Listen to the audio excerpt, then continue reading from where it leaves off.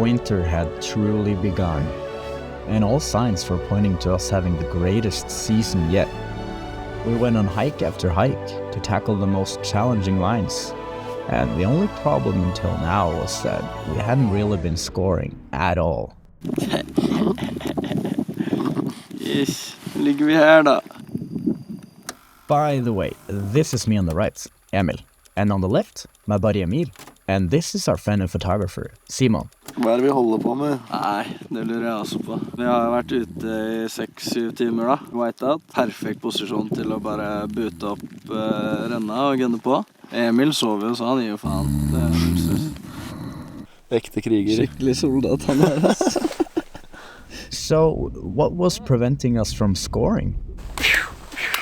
I mean, there was clearly something we were missing out on. And correct me if I'm wrong, but I remember last season we were scoring big time.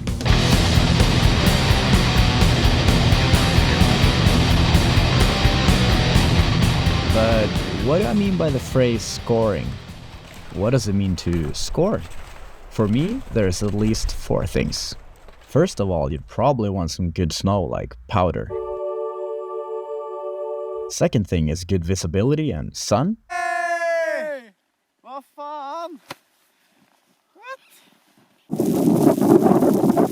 And when filming like we do, the third aspect is to get it on film. Jeg fikk et jævlig bra shot av begge to, ass. Jeg fikk et dritbra shot av deg, Primo. Skåler den linja her, forsørt den bra, filmet den fett, da er vi, ass. Sykt kult shot. Ja, det var sykt bra. And the last thing is to avoid crashing. However, if I'm being perfectly honest, this is what tends to happen most of the time.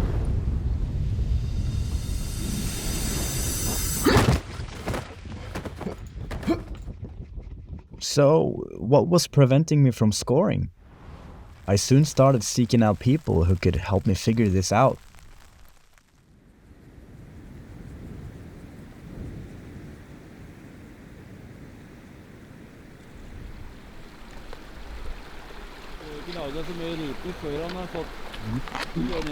After going through the season not really scoring that much, I figured I'd ask the locals for help.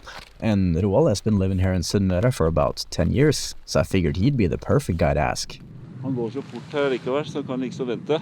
Han sprekking, ass. And as expected, they quickly found what we were looking for. So at this point, it was all about getting it on film, and trying not to crash. Ja, det blir skikkelig cruiser run, ass. Gjør det. Helt kongen. Stopper.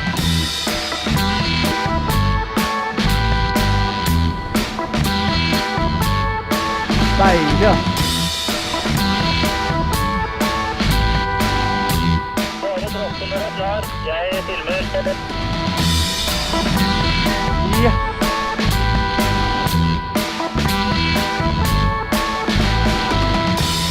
Having nailed both of their warm-up runs, me and the guys decided to climb up the main objective of the day. Stopper.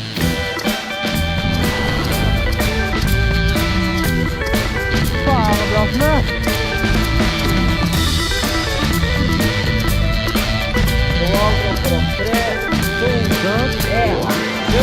Dropper.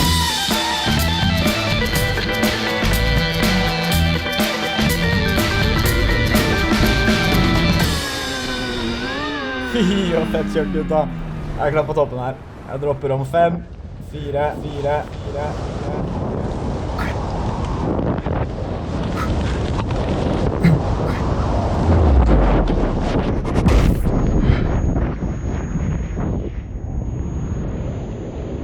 Han hadde akkurat rukket å satt seg. Det var jævlig hardt. Fy faen, herregud. Men faen meg, så jævlig fett. Ja, det var jævlig. These guys obviously seems to have figured it out. I mean, they were scoring big time while I was crashing. So if not even the locals could help me out, then I had to look elsewhere for answers.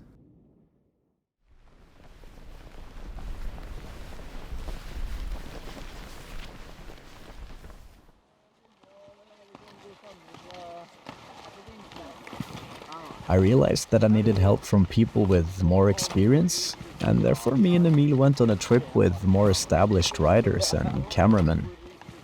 We brought another Emil, an incredibly talented photographer with experience from almost every brand in the industry. Christian here has been filming for Method Mag and several pro riders, and is just like Emil, a true genius behind the camera. Gjør noe fett på film da. We also brought the snowboarder Torgeir, who's been pro for over a decade now. Something that really made me put the faith in him. Wow! Yeah! Yeah! Wow, look at this lion! You know? Together we became a crew of half-competent but stoked people. Har du ikke mer gøy man lager selv? As we were hiking our way up the mountain, I felt confident that this would be the moment where things would start to turn, so that I could finally start scoring. First out was Torgeir and Emil. 2, 1.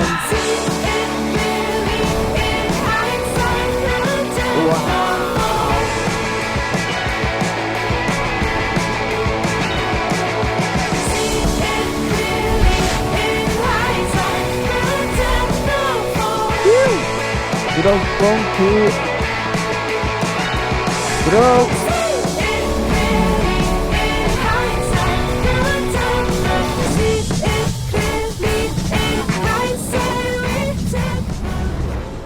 Ja, det var fett da. Vi er I hvert fall klare, så bare si fra før du dropper, så det good for oss. On top, I had trouble with my connection, and the other guys couldn't hear me on the radio anymore, so I didn't have much choice but to wave my hands and hope that they got my run on film.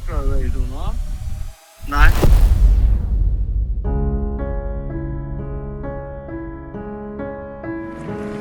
And the Oscar goes to...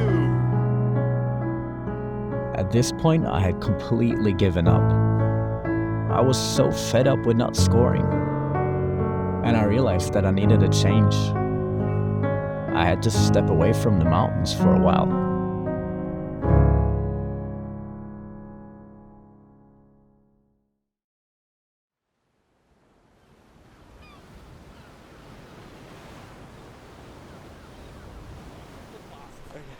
Let's run.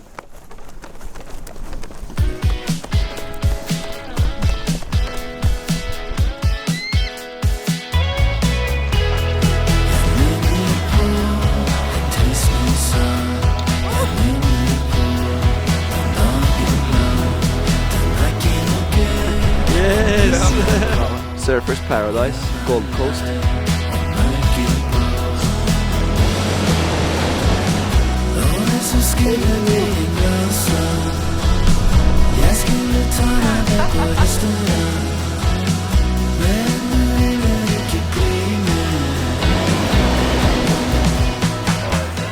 Som en liten 5-åring som ikke får godteriet sitt. Helt sykt.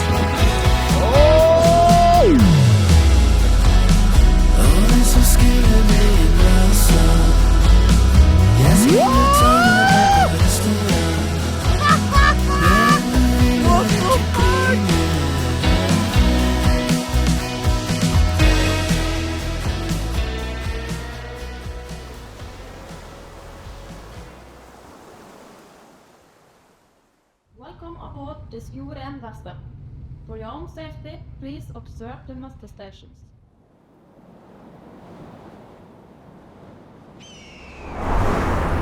Upon returning to the mountains, I didn't have much faith in scoring, but we gave it a try. And this time it was more about having fun snowboarding with a few good friends. Jeg dropper om 3, 2, 1, dropp.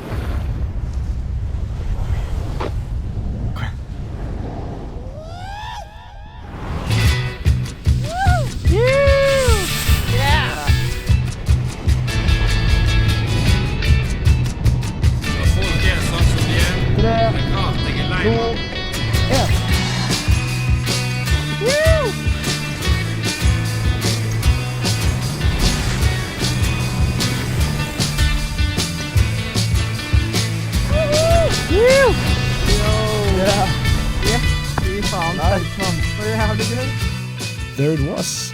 We scored. And the only help I'd had was from a couple good friends. I went in with a whole new mindset to ride the last mountain of the winter. Det er dypt, da. Kødder. Perhaps I'd been too focused on scoring throughout the winter. Fy faen, bra jobba, mann! And in doing so, I might have overlooked the most important thing. To share the pure joy of snowboarding with my dearest friends. Yeah!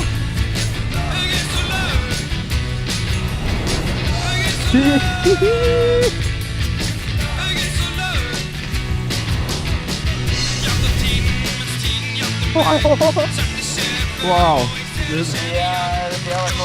Fy faen, jeg skjelver, ass. 3, 2, 1, drop!